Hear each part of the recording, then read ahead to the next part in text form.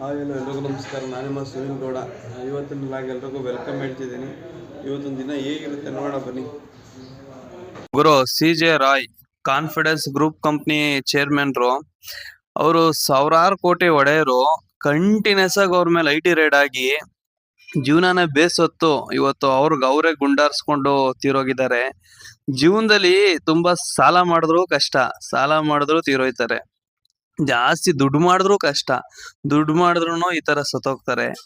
ಜೀವನನೇ ಈ ತರ, ಜಾಸ್ತಿ ಸಾಲ ಮಾಡ್ದೇನೆ, ಜಾಸ್ತಿ ದುಡ್ಡು ಮಾಡ್ದೇನೆ, ಇದ್ರ ಮಧ್ಯದಲ್ಲಿ ನೆಮ್ಮದಿಯಾಗಿ ಬದುಕೋಗೋದೇ ಜೀವನ. ಅವ್ರು ನೋಡಿ ಹೆಚ್ಚು ಕಡಿಮೆ ಬಿಗ್ ಬಾಸ್ ಅಲ್ಲಿ ಗೆದ್ದಾಗ ಕೆಲವರು ಹನುಮಂತ ಆ ಟೈಮಲ್ಲೆಲ್ಲ ಒಂದ್ 50 ಲಕ್ಷ ಈ ತರ ಎಲ್ಲಾ ಕಡೆ ಆಲ್ಮೋಸ್ಟ್ ತುಂಬಾ ದಾನ ಧರ್ಮ ಮಾಡಿದ್ದಾರೆ. ಎಷ್ಟೇ ದಾನ ಧರ್ಮ ಮಾಡಿದ್ರು ಕೆಲವೊಂದ್ಸಲ ತುಂಬಾ ಈ ಒತ್ತಡಗಳಲ್ಲಿ ತಡ್ಕೊಳಕ್ ಆಗ್ದೇನೆ ಪ್ರಾಣನೇ ಕಳ್ಕೋಬೇಕಾಗುತ್ತೆ. ಮನೇಲಿ ಒಂದು ಸ್ಟ್ರಾಬೆರಿ ಕೊಟ್ಟರು, ಇಟ್ಕೊಂಡು ಹೋಟ್ಲಿಗೆ ಹೋಗ್ತಾ ಇದ್ದೀನಿ. ಈಗ ಇನ್ನೊಂದು ಟೈಮಲ್ಲಿ 9:00 ಕ್ಲೋಸ್ ಮಾಡಬೇಕು. ಬೆಳಗ್ಗೆಯಿಂದ ವೀಡಿಯೋ ಮಾಡೋಕ್ಕಾಗಿರಲಿಲ್ಲ ಕೆಲಸ ಕಾರ್ಯಗಳಿಂದ. ಏನು ಮಾಡೋದು, ಕೆಲಸ ಇರ್ತಾವಲ್ಲ. ಇಂಥ ತಗೊಬಂದ್ರು ಸ್ಟ್ರಾಬೆರಿ ಚೆನ್ನಾಗಿದೆ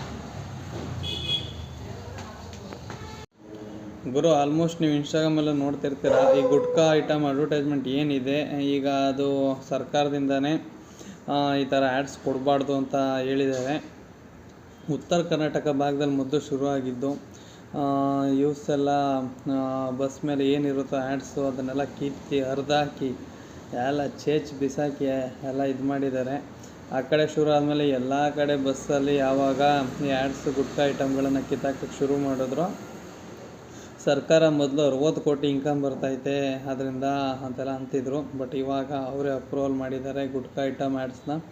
ನಾವು ಎಲ್ಲೋ ಬಸ್ ಮೇಲೆ ಆಗಿರ್ಬೋದು ಮತ್ತು ಸಾರ್ವಜನಿಕ ಸರ್ಕಾರಿ ಬಸ್ ಏನಿದೆಯೋ, ಆ ಬಸ್ ಸ್ಟ್ಯಾಂಡ್ ನಿಲ್ದಾಣ ಏನಿದೆಯೋ, ಆ ನಿಲ್ದಾಣ ಅಕ್ಕಪಕ್ಕ ಎಲ್ಲರೂ ಆಗಿರ್ಬೋದು, ಸರ್ಕಾರಿ ಯಾವುದೇ ಅಂದರೆ ಇರ್ತಾವಲ್ಲ ಪೋಸ್ಟ್ ಹಾಕ್ಸೋದು ಎಲ್ಲರೂ ಅಂಟಿಸೋದು ಗಾಡಿ ಮೇಲೆ ಆಗಿರ್ಬೋದು. ಈಗ ಬಸ್ಸಲ್ಲಿ ಯಾವ ಥರ ಅಂಟಿಸಿದಾರೋ ಅದೇ ಥರ ಯಾವ್ದಾದ್ರು ಈ ಕಾಂಪೌಂಡ್ಗಳ ಮೇಲೆ ಈ ಥರ ಎಲ್ಲೆಲ್ಲ ಅಂಟಿಸಿದ್ದಾರೆ ಎಲ್ಲಿದ್ರೂ ಕಿತ್ತಾಕಿ ಅಂತ ಅಂದಿದ್ದಾರೆ. ಈ ಕಾರ್ಪೊರೇಷನ್ನು ಅವೆಲ್ಲ ಅವರೇ ಇದು ಮಾಡ್ತಾರೆ. ಅಂದರೆ ಅದು ಏನು ಗೊತ್ತಾ, ಕೋಟಿ ದುಡ್ಡಿಸ್ಕೊಂಡು ಅವ್ರು ಆ್ಯಡ್ಸ್ ಕೊಡ್ತಾರೆ, ಬಟ್ ಅವರೇ ಇನ್ನು ಗುಟ್ಕಾ ಏನು ಹಾಕಲ್ಲ. ಹಂಗೆ ಅವ್ರು ದುಡ್ಡು ಮಾಡಿಕೊಂಡು ಚೆನ್ನಾಗಿರ್ತಾರೆ. ಅವ್ರ ಅಭಿಮಾನಿಗಳು ಅವರು ನೋಡಿಕೊಂಡು ಪಾಪ ಫ್ಯಾನ್ಸ್ಗಳಿಗೆ ಏನಾದ್ರು ಕ್ಯಾನ್ಸರ್ ಬಂದು ಸಾಯಿಲಿ ಅಂದ್ಕೊಂಡು ಅವ್ರಿಗೇನು ದುಡ್ಡು ಆಗಬೇಕಲ್ಲ. ಆ್ಯಡ್ಸ್ ರನ್ ಮಾಡಿದ್ರೆ ಸೆಲೆಬ್ರಿಟಿಗಳಿಗೆ ಇದು ಮಾಡ್ತಾರಲ್ಲ, ದುಡ್ಡು ಬರುತ್ತಲ್ಲ, ಅವ್ರು ಮಾಡ್ತಾರೆ. ಆಮೇಲೆ ಏನಂದರೆ ಸದ್ಯಕ್ಕೆ ಇನ್ನೊಂದು ಈ ಬೆಟ್ಟಿಂಗ್ ಪ್ರಮೋಷನ್ಗಳೆಲ್ಲ ನಮ್ಮ ಕರ್ನಾಟಕದಲ್ಲಿ ತುಂಬ ಬ್ಯಾನ್ ಆಗೈತೆ.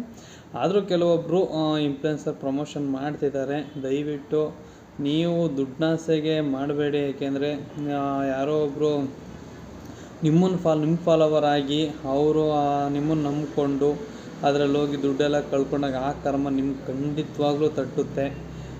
ದಯವಿಟ್ಟು ಯಾರೂ ಆ ರೀತಿ ಮಾಡೋಕ್ಕೆ ಹೋಗಬೇಡಿ. ಮತ್ತು ವಿಡಿಯೋದಲ್ಲಿ ನೋಡಿದಾಗೆ ಕಾನ್ಫಿಡೆನ್ಸ್ ಗ್ರೂಪ್ ಕಂಪ್ನಿ ಚೇರ್ಮನ್ ಆದ ರಾಯ್ ಅವರು ಬೇಜಾರಾಗುತ್ತೆ. ಎಷ್ಟು ಕೋಟಿ ದುಡ್ಡು ಗುರು, ಹೆಂಗೆ ಲೈಫ್ನ ಒಂಥರ ಲಕ್ಸುರಿ ಲೈಫ್ನ ಎಂಜಾಯ್ ಮಾಡ್ತಿದ್ರು. ಅವರೇ ಶೂಟ್ ಮಾಡಿಕೊಂಡು ಸತ್ತೋಗ್ತಾರೆ ಅಂದರೆ ಏನು ಒಂದು ನಿಮಿಷ ಅನಿಸುತ್ತೆ. ದುಡ್ಡಿದ್ರೆ ನೆಮ್ಮದಿ ಅಂತ ಅನಿಸುತ್ತೆ. ದುಡ್ಡಿದ್ರೆ ಇವಾಗ ದುಡ್ಡಿದ್ರೆ ಏನು ಪ್ರಯೋಜನ? ಕಷ್ಟ. ಒಂದು ಸೆಕೆಂಡ್ಸ್ಗೆ ಹೋಗಿ ಜೀವ ಮತ್ತೆ ಬರೋಲ್ಲ. ಕಷ್ಟನೋ ಸುಖನೋ ಈ ಜೀವನ ಹೆಂಗಿದೆ ಹಂಗೆ ಅನುಭವಿಸ್ಕೊಂಡು ಹೋಗ್ಬೇಕಷ್ಟೇ. ಸುಮ್ಮನೆ ದುಡ್ಡು ಅಂದ್ಕೊಂಡು ಹೋದ್ರೂ ಕಷ್ಟ. ದುಡ್ಡಿಲ್ಲ ಅಂದ್ರೆ ದುಡ್ಡನ್ನ ಎಷ್ಟು ಜೀವನಕ್ಕೆ ಬೇಕೋ ಅಷ್ಟಕ್ಕೆ ಮಾಡ್ಕೋಬೇಕೇ ವಿನಃ ಅತಿಯಾಗಿ ಮಾಡಬಾರ್ದು, ತುಂಬ ಕಡಿಮೆನೂ ಇರಬಾರ್ದು. ಜೀವನಕ್ಕೆ ಎಷ್ಟು ಬೇಕೋ ಅಷ್ಟು ಮಾಡಿಕೊಂಡು ನೆಮ್ಮದಿಯಾಗಿರೋದನ್ನು ನೋಡ್ಕೊಂಡು ಹೋಗಬೇಕು. ಇರೋದೊಂದು ಜೀವನ, ಇವತ್ತು ಇರ್ತೀವಿ ನಾಳೆ ಹೋಯ್ತೀವಿ. ಪಾಪ ನಮ್ಮ ಪುನೀತ್ ರಾಜ್ಕುಮಾರ್ ನೋಡಿ, ನಂಗೆ ಆ ಫೋಟೋ ನೋಡಿದಾಗೆಲ್ಲ ಅನಿಸುತ್ತೆ ಅವರು ನಗು. ನನ್ನ ಒಬ್ಸರ್ವ್ ಮಾಡಿ ಆಲ್ಮೋಸ್ಟ್ ತುಂಬ ವೀಡಿಯೋಗಳೆಲ್ಲ ನಗ್ತಾ ಇರ್ತೀನಿ. ನಾನು ಪ್ರತಿದಿನ ನಮ್ಮ ಮನೇಲೂ ಫೋಟೋ ಹಾಕಿದ್ದೀವಿ, ಇಲ್ಲೂ ಹಾಕಿದ್ದೀವಿ. ಅವರು ನೋಡಿದಾಗೆಲ್ಲ ಏನು ಅನಿಸುತ್ತೆ ಗೊತ್ತಾ, ಇರೋದೊಂದು ಜೀವನ, ನಗ್ನಗ್ತಾ ಇರಬೇಕು. ಇಂಥ ಮನುಷ್ಯ ಸಖತ್ ಬೇಜಾರಾಗುತ್ತೆ. ಏನು ಫಿಟ್ನೆಸ್ ಮೇಂಟೈನ್ ಮಾಡ್ತಿದ್ರು ಅವ್ರು. ಇದ್ದಿದ್ರೆ ಇವತ್ತು ನಿಜವಾಗ್ಲೂ ಇಂಡಸ್ಟ್ರೀಲಿ ಸ್ವಲ್ಪ ಈ ಅಧ್ವಾನಗಳಾಗ್ತಿದ್ವಲ್ಲ ಅವೆಲ್ಲ ಆಗ್ತಿರ್ಲಿಲ್ಲ. ಏನು ಮಾಡೋದು, ತುಂಬ ಬೇಜಾರಾಗುತ್ತೆ. ಯಾಕೆಂದರೆ ಆ ಜನ ಇವತ್ತು ನೆನಪೈತೆ ನನಗೆ.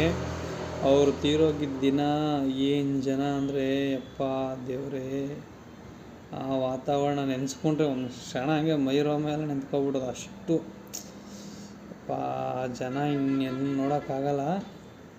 ತುಂಬ ಬೇಜಾರಾಗುತ್ತೆ ಪಾಪ. ಅವ್ರು ಇದ್ದಿರೋ ಸಖತ್ತಾಗಿರೋದು ಇನ್ನೂ ಇಂಟ್ರೆಸ್ಟಿಂಗ್, ತುಂಬ ಚೆನ್ನಾಗಿರೋದು. ತುಂಬ ಅಭಿಮಾನಿಗಳನ್ನ ಎಲ್ಲರೂ ಸರಿ. ಪುನೀತ್ ರಾಜ್ಕುಮಾರು ಏನು ಗೊತ್ತಾ, ನಾನು ದೊಡ್ಡ ದೊಡ್ಡ ಹೋಟ್ಲಲ್ಲೇ ತಿನ್ನಬೇಕು ಅಂತಾರೆ ಇಲ್ಲ, ಅವರು ತುಂಬ ಈ ಲೋಕಲ್ಸ್ ಹೋಟ್ಲುಗಳೇ ತುಂಬ ಇಷ್ಟ. ನಮ್ಮಂಥ ಲೋಕಲ್ ಹೋಟ್ಲುಗಳನ್ನೇ ಅವ್ರು ತುಂಬ ಇಷ್ಟಪಡ್ತಿದ್ದು. ಆಮೇಲೆ ಸಿಂಪಲಾಗಿ ಹೋಗ್ಬೇಕೆಲ್ಲ ರೂಟಲ್ಲಿ ಹೋಗ್ತಾರುವಾಗ ಅವ್ರಿಗೆಲ್ಲ ಗೊತ್ತಿತ್ತು ಎಲ್ಲೆಲ್ಲರೂ ಎಲ್ಲಿ ಬೇಕು ಹೆಂಗೆ ಬೇಕು ಅವ್ರ ಮನ್ಸಿಗೆ ಬಂದಂಗೆ ಇರ್ತಿದ್ರು. ಏನು ಮಾಡೋಕ್ಕಾಗಲ್ಲ, ಬೇಜಾರಾಗುತ್ತೆ. ನಗುವಿನ ಒಡೆಯ, ನಗುವಿನ ಸರದಾರ ಅಂತಾರಲ್ಲ.